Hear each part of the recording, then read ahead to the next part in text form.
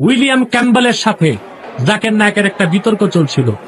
বিতর্কের এক পর্যায়ে খ্রিস্টান পাদ্রী উইলিয়াম ক্যাম্বেল জাকির নায়েককে বলল, মিস্টার জাকের, কোরআন শরীফের অমুক জায়গায় গ্রামাটিক্যাল ইরর, ব্যাকরণগত ভুল আছে। নজবিল্লাহ বলে। জাকির নায়েক তৎক্ষণাৎ বলল, ব্যাকরণগত ভুল থাকলে থাকতেও পারে। নজবিল্লাহ বলে। উইলিয়াম ক্যাম্বেলের কথায় সুর মিলিয়ে সে নিজেও বেঈমান হয়ে গেছে।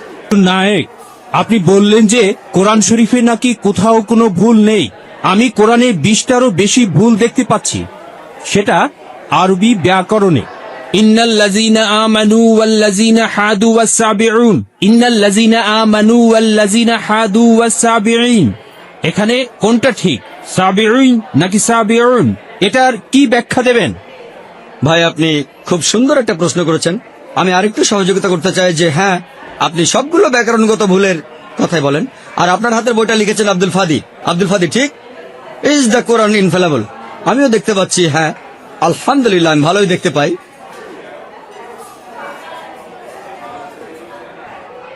আমি এই 20টা ভুলের সবগুলোর উত্তর দেব, কারণ আমি বইটা পড়েছি।